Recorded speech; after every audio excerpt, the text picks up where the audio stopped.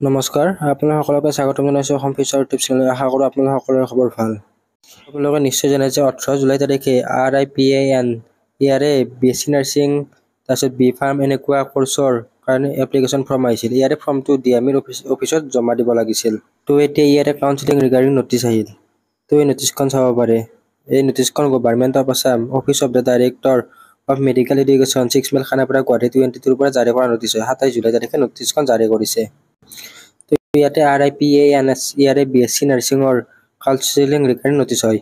Institute of paramedical and nursing science, তো যিখন আইজল মিজোৰামত আছে তাৰে কাউন্সেলিং নটিচ।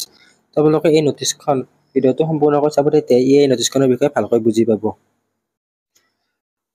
তো এই নটিচখনত 2024-25 ছিজনৰ এডমিশ্যনৰ কাৰণে হয়।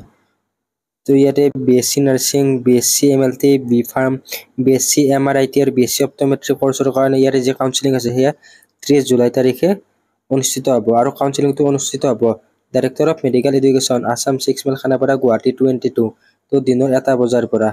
তো আপোনালোকে নিশ্চয় জানে ইয়াৰে চিট টোটেল 16টা চিট আছে। তো BSc নাৰ্ছিঙত 4টা আছিল চাগে, বাকী তিনিটাকৈ ইয়াৰে চিট কেপাচিটি আছে। তো ইয়াৰে ওপৰত অলৰেডি ভিডিঅ' আছে, আপোনালোকে চাই ল'ব পাৰিব। তো লাষ্ট ইয়াৰলৈকে ইয়াৰে পাৰ্চেণ্টেজ হিচাপে চিলেকশ্যন হৈছিল, কিন্তু এইবাৰ গোটেইকেইটা কোৰ্চৰ কাৰণে বেলেগ বেলেগ হয়। তো আপোনালোকে সকলোবিলাক কোৰ্চৰ কাৰণে এক্সট্ৰাকৈ চাব লাগিব। তো এতিয়া আমি চাওঁ কেণ্ডিডেট হু হেভ এপ্লাইড। তো BSc MLT, BSc MRIT আৰু BSc অপট'মেট্ৰি কোৰ্চৰ কাৰণে ষ্টুডেণ্টে হাই ছেকেণ্ডাৰীত 80% বা তাতকৈ ওপৰত পাব লাগিব। তো যিবিলাক কেণ্ডিডেটৰ ফিজিক্স, কেমেষ্ট্ৰি, বায়'লজি, PCB বা PCMত 80%তকৈ ওপৰত আছে, তো তেওঁলোকে ইয়াৰে কাউন্সেলিংটো কৰিব পাৰিব। তো এই তিনিটা কোৰ্চৰ কাৰণে PCB বা PCMৰ পাৰ্চেণ্টেজটো চাব। তো যদি আপোনালোকৰ 80% ওপৰত আছে তেনেহ'লে কাউন্সেলিঙত যাব পাৰিব। তো এনেকুৱা নহয় যে কাউন্সেলিঙত গ'লে চিট পাব। তো চিট নাপাব পাৰে, সেইটো ডাঙৰ কথা নহয়, কিন্তু কাউন্সেলিঙত যাব পাৰিব। Next BSc nursing course. তো BSc নাৰ্ছিং কোৰ্চত 4টা চিট আছিল। তো ইয়াতে candidate who have applied BSc nursing course. তো ইয়াতে BSc নাৰ্ছিং কোৰ্চটোত এপ্লাই কৰা সকলৰ কাৰণে যদি আপোনালোকৰ ৰেংক 900ৰ ভিতৰত আছে তেনেহ'লে আপোনালোকে কাউন্সেলিঙত যাব পাৰিব। তো ইয়াতে চিট কেপাচিটি মাত্ৰ 4টা আছে। ইয়াৰে ৰেংক 900লৈকে চিট নাপাব পাৰে, কিন্তু প্ৰায় 100-200ৰ ভিতৰত চিট পোৱা সম্ভৱ আছে, কাৰণ ইয়াৰে 100-200ৰ ভিতৰত অলৰেডি এডমিশ্যন লৈ লৈছে। তাৰে কিছুমানে কাউন্সেলিঙত নাযাব, কিছুমানৰ দূৰ হয়, তো বহুত কম সংখ্যক ষ্টুডেণ্ট যাব। তো নেক্সট বি ফাৰ্ম। তো বি ফাৰ্মৰ কেণ্ডিডেটখিনিৰ কাৰণে ইয়াতে যিবিলাকৰ ৰেংক 1000লৈকে আছে, তো বি ফাৰ্মৰ 1000 ৰেংকৰ ভিতৰত কাউন্সেলিঙত যাব পাৰিব।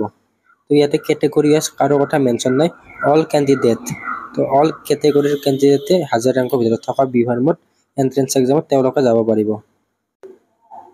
তো ইয়াৰে কাউন্সেলিঙত আপোনালোকে সকলোবিলাক অৰিজিনেল ডকুমেণ্ট আৰু 2-3 কপিমান জেৰক্স লৈ যাব লাগিব, চেল্ফ এটেষ্ট। তো আপোনালোকে অল ডকুমেণ্টবিলাক অৰিজিনেল লৈ যাব, আৰু তাৰে একপিকৈ প্ৰিণ্ট আউট চেল্ফ এটেষ্ট মানে নিজা চিগনেচাৰ মাৰিব, আৰু 2 কপিমান এনে নৰ্মেল জেৰক্স লৈ যাব। তো এতিয়া কি ডকুমেণ্ট লাগিব? তো ডকুমেণ্টৰ ক্ষেত্ৰত আপোনালোকৰ মেট্ৰিকৰ, HSLCৰ এডমিট কাৰ্ড, তাৰপিছত পাছ চাৰ্টিফিকেট, মাৰ্কশ্বিট এইখিনি লৈ যাব। তাৰপিছত হাই ছেকেণ্ডাৰীৰো ছেম, হাই ছেকেণ্ডাৰীৰ কাৰণে আপোনালোকে এডমিট কাৰ্ডখন নিনিলেও হ'ব, কিন্তু এডমিট কাৰ্ডখন লৈ যাব। নেক্সট পাছ চাৰ্টিফিকেট, মাৰ্কশ্বিটখন লাগিব। নেক্সট PLC লাগিব, আপোনালোকৰ কেটেগৰী চাৰ্টিফিকেট লাগিব। OBCৰ কাৰণে NCLখন লাগিব, আৰু আপোনালোকৰ PRCখন কিন্তু কম্পালচৰি হ'ব ইয়াতে, কাৰণ এইটো অসমৰ বাহিৰৰ কোৰ্চ, এই গভৰ্ণমেণ্ট কোৰ্চ কিন্তু অসমৰ বাহিৰৰ, সেইকাৰণে PRCখন লাগিব। তো ইয়াৰে কাউন্সেলিংটো DME কণ্ডাক্ট কৰিব, ডাইৰেক্টৰ অফ মেডিকেল এডুকেশ্যন, যিটো 6 মাইলত আছে। কিন্তু ইয়াৰে এডমিশ্যনটো আপোনালোকে ক'ত কৰিব লাগিব ইয়াতে দিয়া আছে। তো আপোনালোকে এডমিশ্যনটো ইয়াৰে regional institute of paramedical and nursing science, তো RIPNছৰ কলেজখনত যাই কৰিব লাগিব, যিটো আইজলত আছে। তো আপোনালোকে কাউন্সেলিং কৰাৰ পিছত আপোনালোকৰ কাউন্সেলিঙত এখন ৰিচিপ্ট দিব, যি আপোনালোকে ইয়াতে চিট পাইছে। সেই ৰিচিপ্টখন লৈ গৈ আপোনালোকে এইখন কলেজত যাব লাগিব, যিখন মিজোৰামত আছে। তো তাত আপোনালোকে ইয়াৰে 7 দিনৰ ভিতৰত এডমিশ্যনটো ল'ব লাগিব। যদি 7 দিনৰ ভিতৰত এডমিশ্যনটো নলয় তেনেহ'লে আপোনালোকক চিটটো কেনচেল কৰি দিব।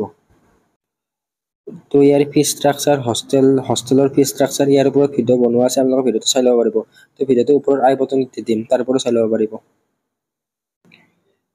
তো এই ভিডিঅ'টোত এইখিনি আছিল। আপোনালোকে আমাৰ প্ৰিমিয়াম হোৱাটছএপ গ্ৰুপত জইন হৈ ল'ব পাৰে। জইন হ'ব বিচাৰে তেনেহ'লে জইন হৈ ল'ব পাৰিব। ইয়াৰে লিংকটো ডিছক্ৰিপশ্যনত দিয়া আছে। ইয়াতে 200টা মেম্বাৰৰ কাৰণে হয়। তো আপোনালোকৰ কাৰণে ফ্ৰী হোৱাটছএপ গ্ৰুপো আছে, তাতো জইন হৈ ল'ব পাৰিব। যদি অলপমান বেছি আপোনালোকক ছাপোৰ্ট লাগে তেন্তে প্ৰিমিয়াম হোৱাটছআপটো গুগললৈ আপোনালোকে যাব পাৰে। তো এইটো ভিডিঅ'ত এইখিনিয়ে আছিল। তেওঁ চেনেলটো ছাবস্ক্ৰাইব কৰি থকা বেল আইকনটো অন কৰি থব। ধন্যবাদ, থেংক ইউ।